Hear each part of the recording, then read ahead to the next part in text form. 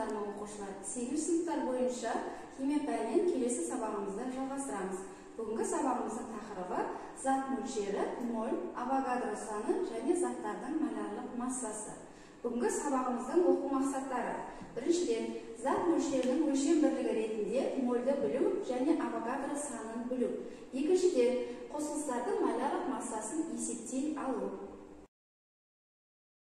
Оқушылар, моль дегеніміз құрамында 12 грамм көміртекте болатын атомдар санына тең құрылымдық бөлшектер болатын заттың мөлшері, яғни атом мен молекуладағы.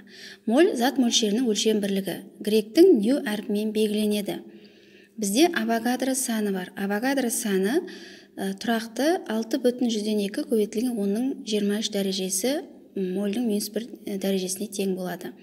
Енді формулаларға келсек, молярлық масса тең масса бөлінген нью. Осы жерден формуланы түрлендіретін болсақ, яғни зат мөлшерін табатын болсақ, массаны молярлық массаға бөлеміз.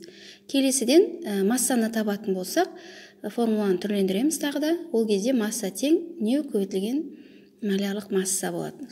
Сонда осы үш формуланы түрлендіріп, молярлық массаны, зат мөлшерін және массаны есептеп табуға болады. Енді авогадро санына қатысты зат мөлшерінің формуласы. Ол кезде бізде нью тең n бөлінген n-ға тең. Бұл жерде n, яғни молекула немесе атом санын табу үшін нью мен n-ны көбейтетін боламыз. Бір мольде 602 секстиллион бөлшек бар. Бұл өте үлкен сан. Бір мольді құрайтын бөлшектер санын елестету үшін келесі мысалды келтіруге болады. Су жер бетінде өзендер, көлдер мен мұхиттар секілді су объектілері түрінде кездеседі және жер бетінің 10-7 бөлігін алып жатыр. Оның мөлшері 1,26 миллиард километр куб, яғни 1,26 көбейтілген 10-21 дәрежесі литр. Алайда бұл сан авогадро санынан әлдеқайда аз. Авогадро саны литр суды алу үшін 478 жер ғаламшары қажет болар еді. Күнделікті супермаркеттер тауар сатып алуға келген адамдарға толы болады. Тауарлар ыңғайлы әрі әдемі қаптамалармен қапталады. Сатып алуға болатын күріш қапшықта, минералды су бөтелкеде, ал джем құтыларда сатылады. Қолға бәтеңке және шұлықтар сыңарымен, ал сусындар 6-6-дан қаптамада, жұмыртқалар арнайы қорапшаларда, ал баспа қағазы орамада сатылады. Жұп, бөтелкелер қаптамасы, жұмыртқа қорапшасы не баспа қағазының орамасындағы заттар санын көрсететін бірліктер сәйкесінше 2, 6, 12 және 500. Осы сияқты химиктерде нақты атомдардың не өзге бөлшектердің санын көрсететін арнайы бірлікті пайдаланады. Бұл бірлік моль деп аталады. Моль түсінігі атомдар мен молекулаларының микроәлемін және литр мен килограммдардың макроәлемін өзара.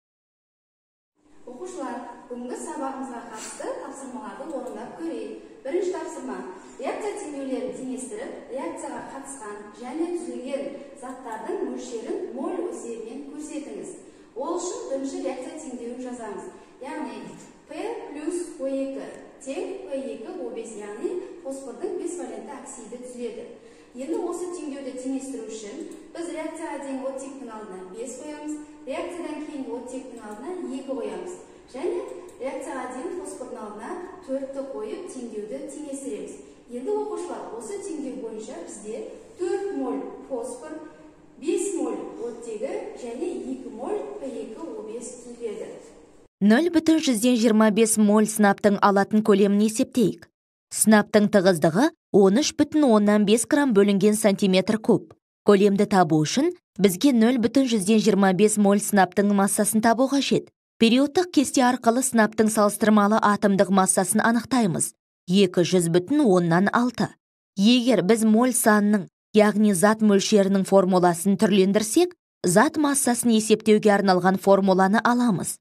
Алынған теңдікке сандық мәндерді қойып, 0,125 моль сынаптың массасы шамамен 50,15 грамм екенін анықтаймыз. Көлемді анықтау үшін есептелген сынаптың массасын оның тығыздығына бөлу қажет. Оқушылар, екінші тапсырманы орындайық. Бізде екінші тапсырмада зат массасы бойынша заттың мөлшерін табуға қатысты есеп берілген. Яғни массасы 22 грамм көміршыл газында неше моль бар. Ол үшін біз есептің шартын жазамыз. Яғни берілгені бізде масса тең 22 грамм, табу керек ню, яғни СО2-ні. Біз алдымен СО2-ның молекулалық массасын есептейміз. Яғни бұл бізде 44 грамм мольге тең болады. Енді біз тиісті формуланы анықтаймыз. Зат мөлшерін есептеу үшін ню тең м бөлінген үлкен м. Бұл жерде, яғни 22-ні 44-ке бөлетін болсақ, 0,5 моль шығады. Сонда 22 грамм көміршыл газында 0,5 моль бар екен. Екінші, берілген зат мөлшері бойынша заттың массасын анықтау. Яғни зат мөлшері 2,5 моль аммиактың массасын табыңыздар дейді. Бұл жерде де есептің шартын жазамыз. Яғни ню аммиак, яғни NH3 тең 2,5 моль, табу керек масса NH3-ті. Бұл жерде бізге қажетті формула масса тең үлкен м көбейтілген ню. Яғни 17-ні 2,5-ке көбейтеміз. Сол кезде бізде 42,5 шығады екен. Сонда 2,5 моль аммиактың массасы 42,5-ке тең болады екен. Оқушылар, осы есептерден шығарған кезде зат мөлшеріне қатысты формулаларды еске алуымыз қажет. Енді оқушылар, бекіту тапсырмаларын орындаймыз. Сендерге бірінші есеп зат массасы бойынша зат мөлшерін табу. Яғни массасы 9 грамм суда қанша моль бар? Соны есептейміз. Екіншіден, берілген зат мөлшері бойынша заттың массасын анықтау дейді. Бұл жерде зат мөлшері 3 моль иіс газының массасын табыңыздар дейді.